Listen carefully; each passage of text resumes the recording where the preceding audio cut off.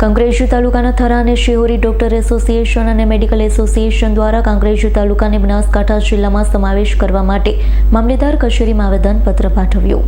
મળતી માહિતી પ્રમાણે કાંકરેજ તાલુકાને બનાસકાંઠા જિલ્લામાં સમાવેશ કરવા માટે છેલ્લા 6 દિવસથી સ્થાનિક લોકો જુદા જુદા સંસ્થાના સંગઠનો દ્વારા કાંકરેજ મામલેદારને આવેદનપત્ર આપી થરાદ જિલ્લામાં સમાવેશ કરવામાં આવ્યો છે, જેનો ઉગ્ર વિરોધ કરી રહ્યા છે। ત્યારે હવે કાંકરેજ તાલુકા ડોક્ટર એસોસિએશન પ્રમુખ અને ભાજપ અગ્રણીય ડોક્ટર રાજુભાઈ બ્રહ્મભટ્ટ અને મેડિકલ એસોસિએશન પ્રમુખ શૈલેષ ઠક્કર, કમલેશ શાહ, શિહોરી મેડિકલ એસોસિએશન પ્રમુખ પરેશભાઈ ઠક્કર સહિત મોટી સંખ્યામાં ડોક્ટર અને મેડિકલ સ્ટોરના સંચાલકો ઉપસ્થિત રહ્યા હતા।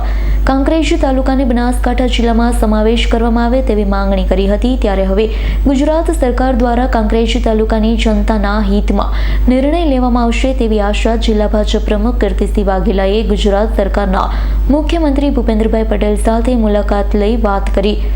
કાંકરેજ તાલુકાની પ્રજા આંદોલન કરવાના મૂડમાં દેખાઈ રહી છે। ત્યારે બનાસ નદી અને કાંકરેજી ગાય કાંકરેજી તાલુકાની આગવી ઓળખ છે અને હવે તે ઓળખ કોઈ પણ ભોગે મટાવવા માંગતા નથી। સરકારી કચેરીઓ પણ ડીસા અને પાલનપુર તરફ નજીકમાં આવેલી છે। કાંકરેજના લોકોને ખૂબ જ સરળ પડે છે। સમગ્ર કાંકરેજ તાલુકામાંથી ડૉક્ટર્સ અને મેડિકલ સ્ટોર તમામ મિત્રો, ડૉક્ટર મિત્રો, મેડિકલના મિત્રો બધા અમે આજે જે જિલ્લા વિભાજનમાં કાંકરેજ તાલુકાને થરાદ જિલ્લાની અંદર જે સમાવેશ કર્યો છે એના વિરોધ માટે અને કાંકરેજ તાલુકાને કાંકરેજની પોતાની આગવી ઓળખ એવા બનાસકાંઠાની અંદર જ રાખવામાં આવે એવી માગણી માટે અને એના માટે આવેદનપત્ર આપવા માટે અમે અત્યારે મામલતદાર કચેરીએ આવ્યા છીએ।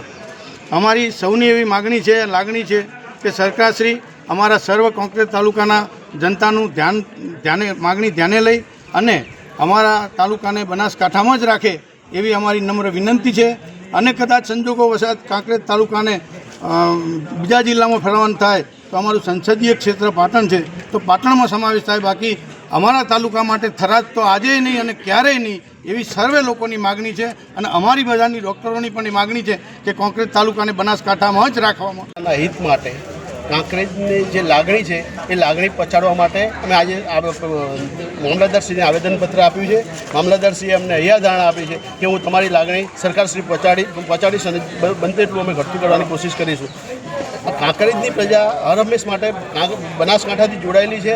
કાંકરેજની પ્રજાને બધું ખબર છે કે થરાદ જવાથી શું નુકસાન થાય છે, એટલા માટે જ અમે કાંકરેજમાં રહેવા માંગીએ છીએ। કરસનસિંહ સોલંકીનો રિપોર્ટ, S9 ન્યૂઝ, કાંકરેજ। અમારી તમામ માહિતીથી અપડેટ રહેવા માટે જોડાયેલા રહો S9 ન્યૂઝ સાથે।